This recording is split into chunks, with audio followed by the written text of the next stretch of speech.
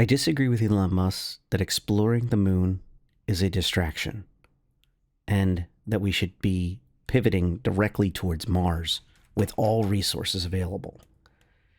I did not come to this decision lightly. As you can see from my profile pic, that I am certainly biased, but I am going to go through some points, and I think the longer I talk, the more it's going to make you at least stop and think, you've got some points there. So let me just get into them and not waste your time. The key metric that mass to orbit is the most critical thing, and mass to the Mars surface is the absolute best thing possible, is overlooking a lot of the soft factors that will get us to Mars in one piece and sustain our capabilities there. So this is not an either or. In my take, exploring the Earth's moon, Luna, in a way where we can develop habitable facilities there that are permanent would allow us to develop dual use capable structures and technologies that we will need on Mars. And if we find out there's something wrong with them on the surface or in the lunar lava tubes below, in Luna's undersurface area, it's a lot easier to get people to safety, and it's also a lot easier to truck up new, reformed versions of that technology directly only a couple days away from Earth versus a year away, or at best, even with the best propulsion possible, 3 to 6 months estimates have been given for a safe trajectory to Mars, especially if it's a habited situation where you're bringing people along on that ride. And that's with technology we may not have that is reliable yet and proven. So once again, by sending the things up that we want to send to Mars, it makes sense to first send them to the moon. Furthermore, there's nothing stopping us from developing permanent lunar bases to explore, conduct research and development needed for Mars, and in tandem, develop technologies and smaller exploration missions to Mars. There's absolutely nothing stopping this. Even if we used only a portion of the budget that just picking one country, the United States, used on the Apollo program, that the United States and her allies took care of through research, resources, funding to get it up there, we could certainly conduct both manned missions to both the moon on a larger scale and to Mars as an exploration. And then slowly but surely create a permanent habitation / base on Mars. To me, the Luna is a perfect proving ground for rapid development of new technologies, and I'm going to go into those. You can use the chapters at any point to skip around my videos. My feelings won't get hurt. And I think it's a paradigm shift that we need to look at here. The cost per pound to get things up to the moon is extraordinary. And it is also extraordinary to get it to Mars. Even with reusable rocket technologies that we have developed, they are still hard limited in size and weight. And also, if you truly want to get something there with a motor on it very quickly, you need to use all of the launch capabilities. One of the things not talked about with reusable rocket technology is that if you want to get something somewhere faster, you sacrifice the rocket anyway. So even though the technology is reusable, it has to have a certain amount of fuel to conduct that capability. Recently, a Falcon Heavy was expended and completely written off. It was completely destroyed in the process. It was not reused in any way, shape, or form to get the Europa Clipper on its way to its mission. We don't know exactly how big and how quickly things will need to get to Mars. But once we have people there, I believe that there will be an intense amount of pressure to get things safely there in a timely manner, to repair broken water reclaimers and other technologies that will be needed out there to make life easier, to conduct research and development, and also, plain and simple, keep people alive. The communications network that will be required to communicate with Mars is something we're not quite ready for yet. And my position is that I am willing to bet more on multiple craters on the moon being developed out into a rudimentary communications network being able to connect with Mars and then laser link back to Earth through systems like Starlink and other ones, or other new technologies that we will develop, to be able to act as an intermediary in the communications to and from Mars, and also from Mars' surface. Of course, we will have satellites around Mars, but why should we have a fragile network that is not as resilient as something that is built into the surface of another orbital body? Remember, the whole game we're playing here is to have a powerful transmitter that can break through the atmosphere of Earth and get the super long distances of sending and receiving. Having a system that is on Luna, and I'm jumping ahead a little bit here, with a nuclear reactor there to be able to power it, is going to be miles beyond the power receiving capabilities of any kind of satellite network, and will certainly be more resilient and be repairable than any system to be hit by micrometeorites or other things. This may be a surprise, but a giant piece of regolith has got a lot more strength into it than a couple millimeters of aluminum that is shielding most of our communication satellites, at least based on public information. So, ease of access is one of the other key factors here. I'm talking about dual-use technologies, and I'm sorry that this is a little bit back and forth, but it's my attempt to try to be as fair as possible. I'm trying not to be clickbait here. I am trying to develop a theory and then also explain it in kind of while we're putting the engine together. And I feel like that's what NASA and her partners at ESA and other space agencies have to kind of do if this is the course change we're going to be looking at. If the influence that is suggested by Elon and others to go straight to Mars instead of have any type of manned moon mission, we will have to look at some of these factors and consider them rapidly within the next couple years. One of the other things that Elon mentioned was the Artemis architecture being extremely inefficient, Artemis being the program to get a manned space flight back to the moon, where you would have men and women of the United States and allied space agencies send their astronauts to walk on the moon again and start building out both commercial and government means there. But he cites that it is not a results maximizing program, Artemis. It is more a jobs maximizing program, and something entirely new is needed. And back to my kind of approach to this discussion, I am trying to lay out a theory that is saying we can have our cake and eat it too. We can build out on Luna to prepare for Mars and not step in the way of any Mars capabilities. The launch windows that we have been given are no different than if we were just doing one or the other, as far as I understand it, because the amount of flights that are being fired off of Cape Canaveral and other associated locations all the way in California, all the way in Texas, are plain and simple going off like clockwork. This isn't the old days anymore, where we only had 2 serious pads to go into deep orbit and beyond. We can have as much infrastructure as we want and rapidly assemble such things. These facilities can and will be built out, and we can have both programs.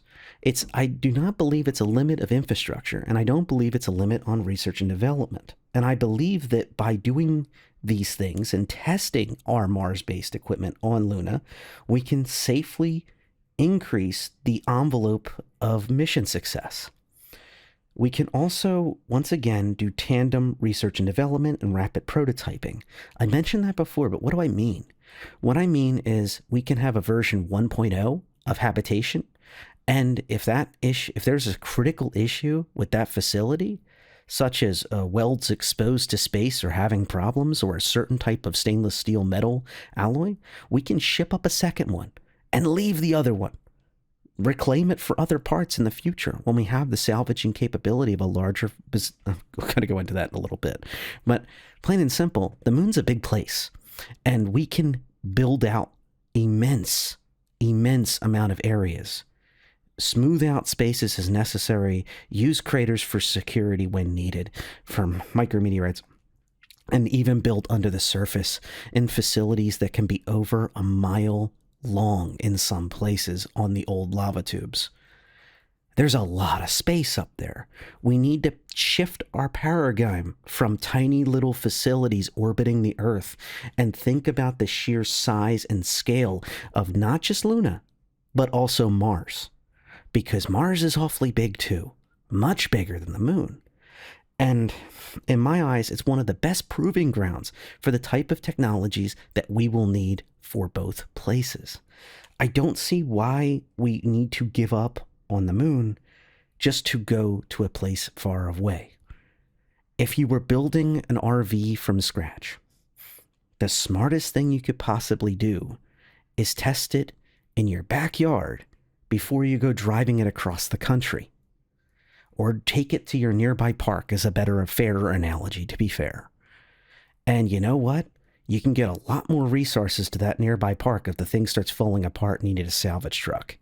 Or you need another power source, or you need to test things out and go to a home, take it over to the store and pick up more stuff to fix it up. I should have used a boat. That would have been an even better analogy. You put it on the lake or the river before you put it out to sea. And that's what I see this as, is that Luna is the proving ground.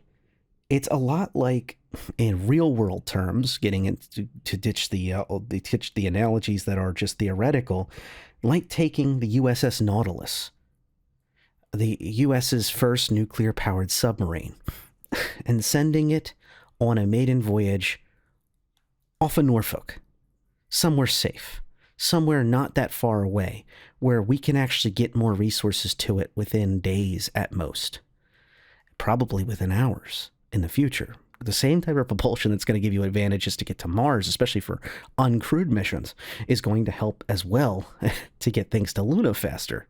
You don't get to just, anyway, sorry. But having resources delivered to that location to help it get fixed before it goes on its North Pole journey, which it did successfully do. It didn't start there. It didn't just get a rookie crew and its first iteration out of the shipyard before it got done a shakedown and just go to the North Pole underneath the polar ice. The incredibly dangerous, arduous journey under a brand new type of propulsion technology for submarines. It didn't just do that. It learned, and it was able to develop that technology and then use that technology at another site. In my eyes, every single package that would go to the moon would be a dual-use technology, both for lunar uses and Mars operations in the future. And furthermore, once again, as soon as the Mars missions are ready, its sister systems that are being built back here on Earth go. There is no games of, well, we have to hold back the Mars mission for 8 months, 10 months, a year, miss multiple launch windows because the lunar site could use we could use some extra R&D up there. My idea of this is that from the director on down, there would be direction for the engineers and the teams to not ever delay any type of Mars missions that could safely be done. And the systems for R&D would be both terrestrial as well as on Luna to R&D new tech. So there would be facilities with the exact same things that are up on the surface of the moon, or under the surface of the moon as well, I should say, that are on the terrestrial side. So they're constantly being updated with whatever we're learning up there, we're learning down here, and vice versa. We're constantly shipping back and forth these items. Well, we're leaving that stuff up there, but the point is that the ideas would go up and the new type of technology. So by the time we're ready, every single time we're ready for a Mars launch, it's the best damn thing we can have up there that's been battle proven out in space on another orbital body that's closer to its gravity than Earth, that's designed to handle the rigors of space, and we're able to face it. And yes, before the comment section lights up, I do know that Luna has a small amount of what could basically be considered atmosphere, and Mars has its own tiny bit of atmosphere that's more so than the moon. I know that. But I'm just trying to consolidate this into make this video not 1,000 minutes long. And I thank you all for sticking with me on this one. So, what do I call these mission ready packages that I hinted at earlier? I call them the Hydra Luna mission ready packages, Luna MRPs. It's a little selfish, but I feel like it should give some sort of credit to what was helping to develop these things. And then when Mars develops their own, obviously they could have the pride in naming them as well. So, some of my ideas for these dual use, both for use on Luna and also use on Mars, the Luna MRPs would be for habitation, communications, power and hydro. And another critical one for me from the beginning would be craft docks and services. Now, I want to talk about these specifically as like a project 1 section. And the reason for that to me is like a phase 1 is because if we had all of that up there, we'd have a fully functioning starbase up on the moon. And in my eyes, all of these things would also be incredibly useful for a first Mars base. I'm not talking about 2 or 3 people hopping out of a exploration vehicle, collecting a sample, surveying things and digging a little bit and then coming and doing some science and then coming home, within the coming years. I'm talking about a facility that is meant to last. So we need obviously habitation, and that would include multiple different subsystems that would be redundant, actually. I'm going to go into that in a minute. I'm talking about a directly built out facility for just communications. And the idea being that this is a advanced communication that is designed to do long-range comms back to Earth and also Mars. And if it's on Mars, it's designed to kick back at least to Luna as well as Earth to a lesser extent. And the idea is that from minute 1, we keep our promise to Mars that we are developing for both. These systems would include a sample satellite that I would see as a mission that would go to Mars and orbit Mars. And its only job, its main job, would be to communicate back with this base.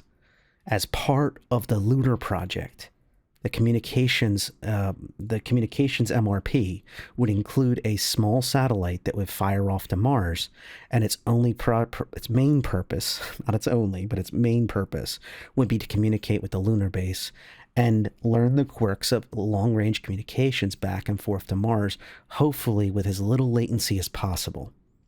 And while it travels back and forth, that's also a test for its communications back and forth. This type of technology should have an RTG battery on board, so that's a nuclear battery that is designed to last extremely long periods of time, and that they will be constantly doing radio checks, communications checks, data links, other fun things with the lunar base back from Mars, once again reaffirming our commitment to both missions. The next MRP that I mentioned was power and hydro. The idea being this is the primary power plant and the primary water reclamation and creation system for the base.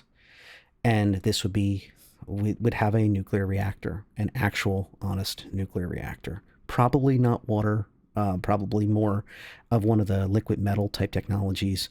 It depends on what the safest possible solution is that is the lightest. And that is one of the biggest driving home things. We're talking about a smaller plant here, kind of comparable to a nuclear sub.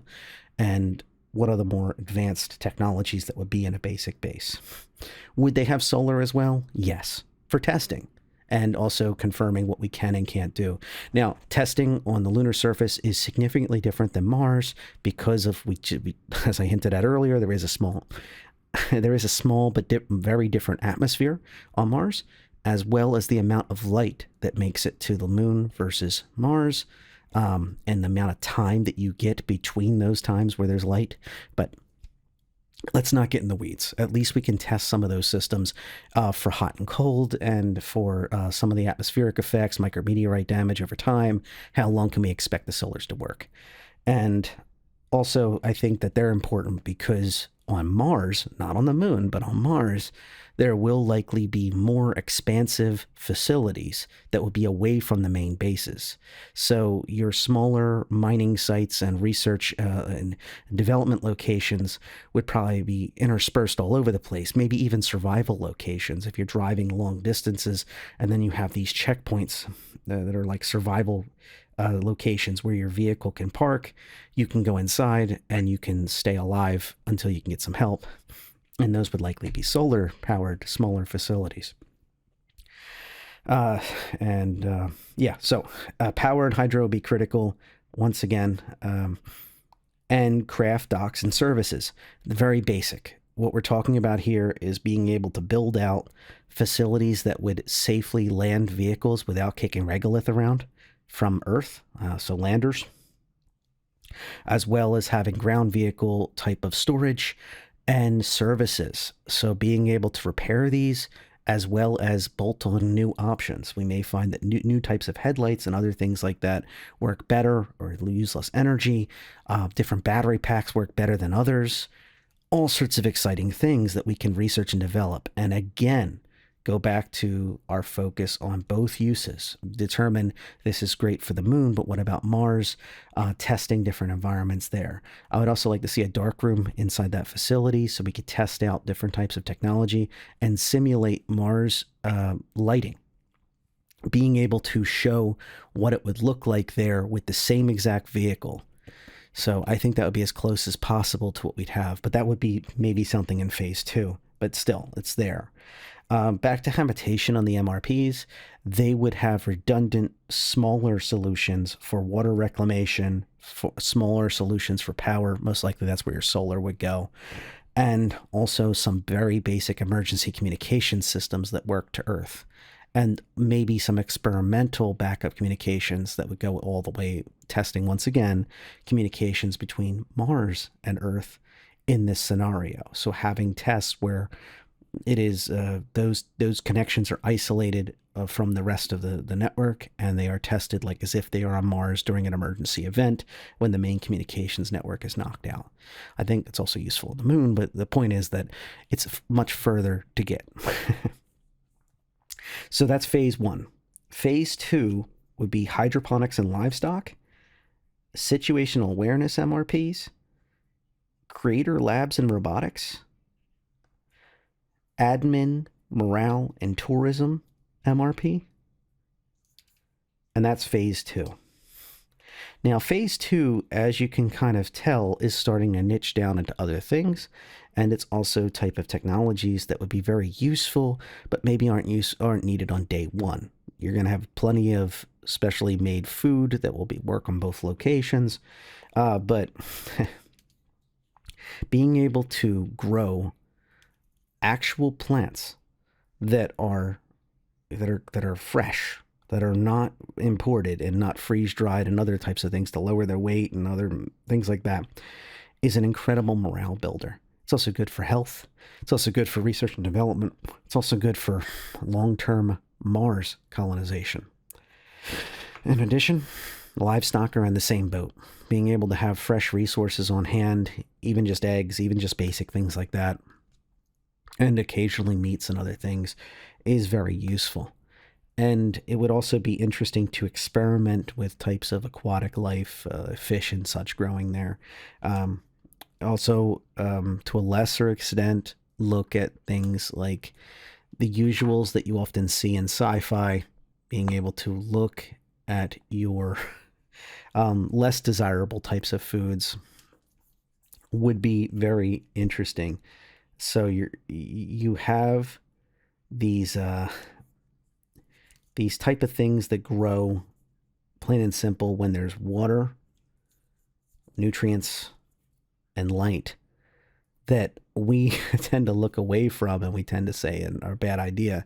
But up on these locations that are extremely remote, every single little bit of food we can develop would be good in theory. But, how does that actually work?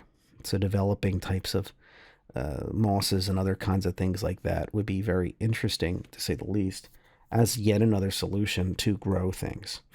But in my eyes, I think it would be not the best idea to only focus on things like that. I think hydroponics and livestock are the most critical that you would experiment with in this MRP.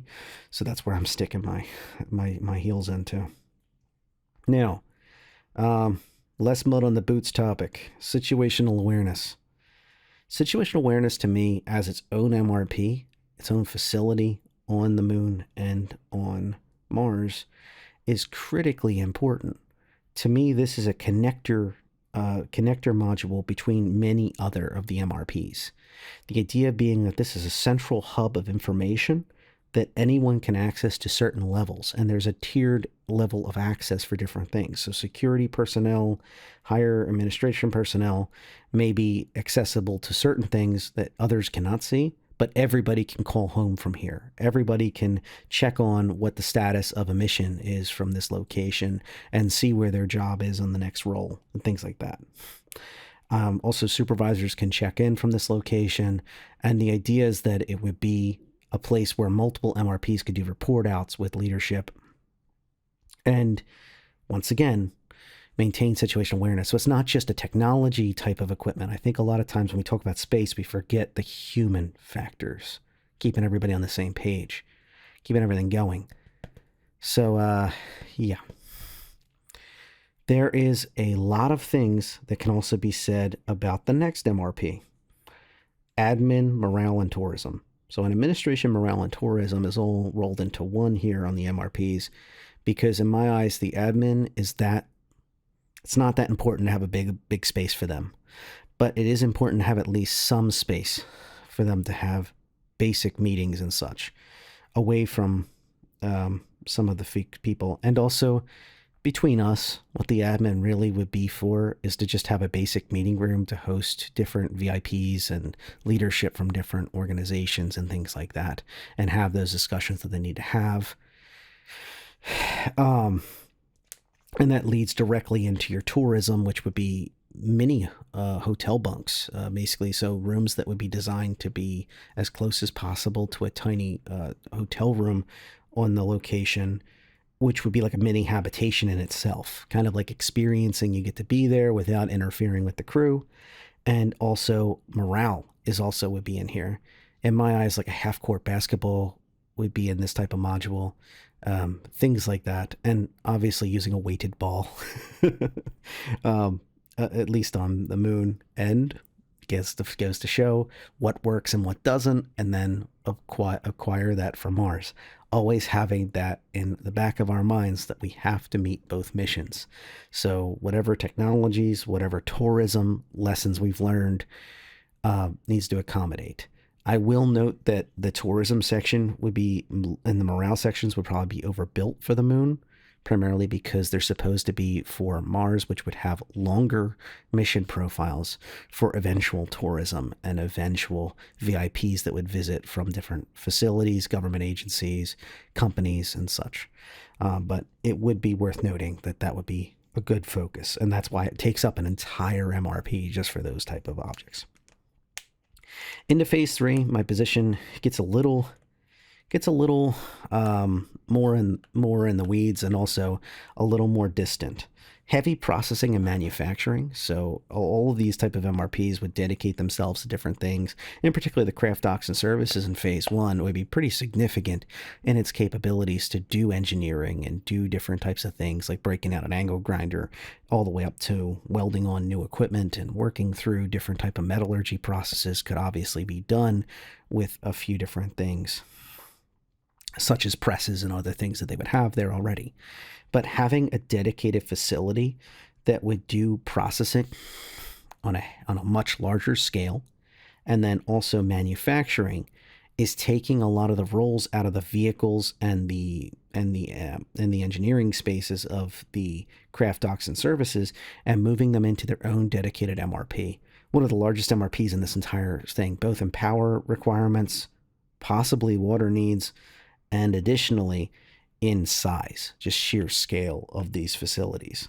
These facilities would follow onto the soft surface concept. So basically they would have hardened positions inside of them that would be protected from micrometeorites and other radiation, maybe those type of housings that you would build in the other facilities, but they would be tiny little pieces of this facility. The facility overall would be rather large, probably taking over an entire crater and then having a roof built on top of it to make up the facility. And that this would be very, very large. And then have once again, these smaller facilities inside that are hardened up and to different extents, and pressurized or unpressurized facilities where the manned aspect is extremely small, and they're more just looking in at the robotics, doing their work, and supervising those things, then and trucking in things and then delivering them, and having a buddy system where one driver can drive multiple vehicles, that kind of thing. So we're trying to talk about a huge facility, but less and less people involved. So another example is StarYard, starting to produce our own spacecraft on the side of Luna, on the moon. And this one's hard. I think that one of the things that makes the most sense is building a lot of the in this 1/6, approximate 1/6 of the Earth's gravity, building very large metal spacecraft that are seriously built for the rigors of deep space operation and exploration. But this facility, at least at first, would probably, if phase 3 was quick, would probably be relegated for making attachments. So modules that would be attached to a command vehicle type ship that would come from Earth. So Starship's a good example.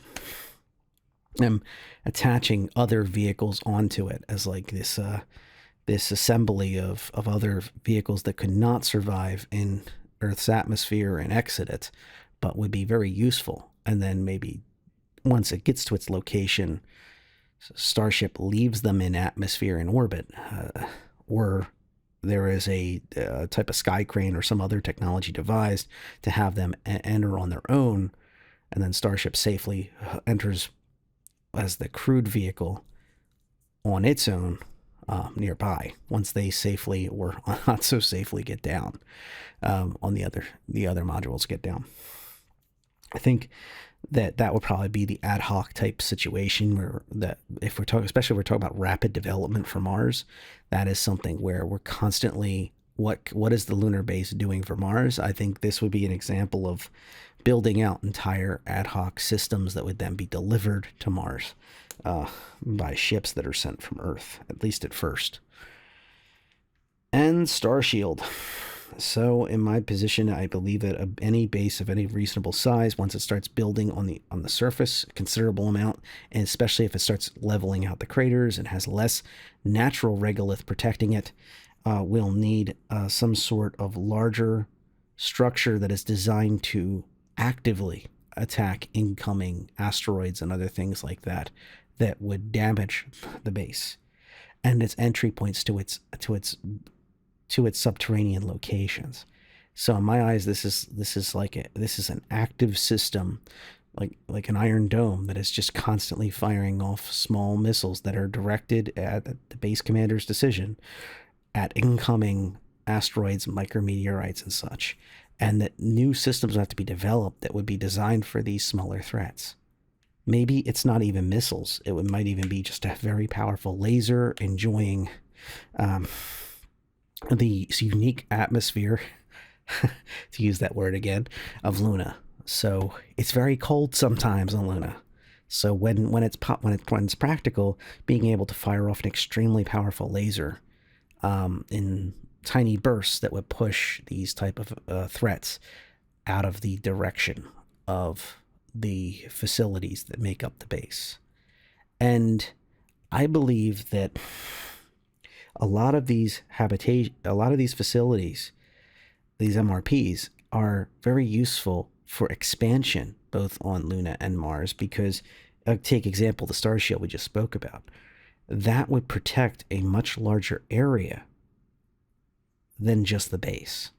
So being able to have a friendly company or country be able to build close to the base, but well outside of its expansion plans, but still have the protection from larger asteroids and to a certain size micrometeorites that it's not, the base isn't rated for, or their protection plan is not able to account for, would be very useful. And once again, on Mars, I think we're talking about scaling here, that you would have multiple StarShield MRPs deployed all in a grid, protecting a much larger area, to meet the desire to have this self-sufficient Mars base that has to be able to operate for a year, could possibly be a year at a time, 2 years at a time, with limited to no interaction with Earth.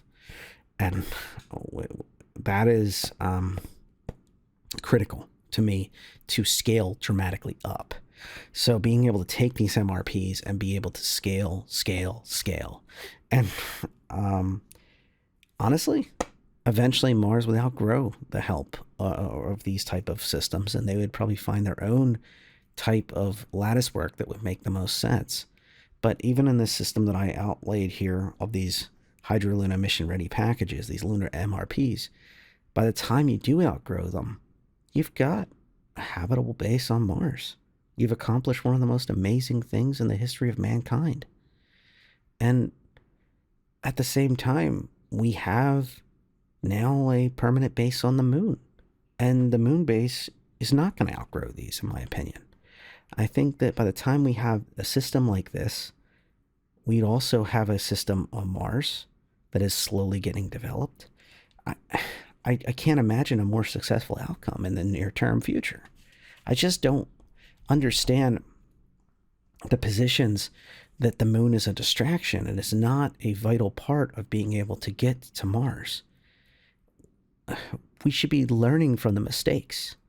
Once again, back to Elon Musk's comment that he's referring to Artemis architecture is extremely inefficient, jobs maximizing program, not results maximizing program, etc. I think he's missing one key part, the beginning part of extremely inefficient. The Apollo program built the equivalent of a cruise ship and came back in a dinghy, came back in a life raft, to be generous.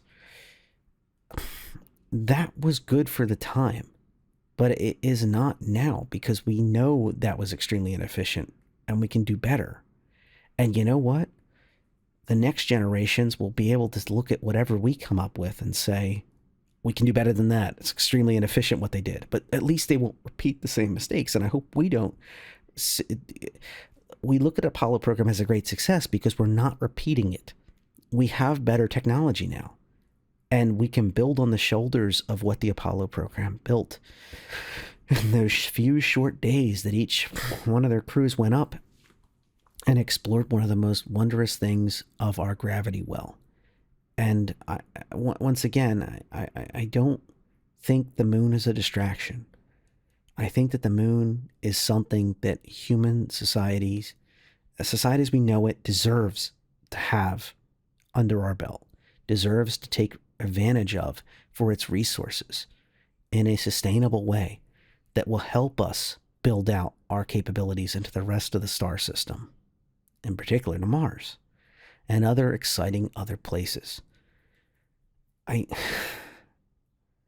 don't have to spend another hour talking to you to try to explain all the great little things, or maybe I could just do a soundbite like the moon is essentially the flying J's or the Buckies of the solar system. We need it to be an infrastructure that is permanent in place and be able to explore the rest of the solar system very easily from. And the benefits of its the amount of sheer weight we can export from that place without all the cost or without all the risk to the Earth. I could go on and on and on and on about this. But at the end of the day, if you truly believe that the moon is a distraction and that we should be going straight to Mars, I wish you luck. I'll certainly be watching either way. But you know what? I really hope that we can do both. Because in my view, we deserve both. We deserve to build upon what we've learned in the past and move together as a society into conquering the solar system for good. All right, that's going to do it for me. Thank you for listening. Thank you for putting up with me. And as I said, I have chapters. You can jump around if you want to hear certain topics again. I welcome comments below. This is a part of my series of Hydra Luna, which discusses knowledge and skills needed to colonize and breathe life into Earth's moon, Luna.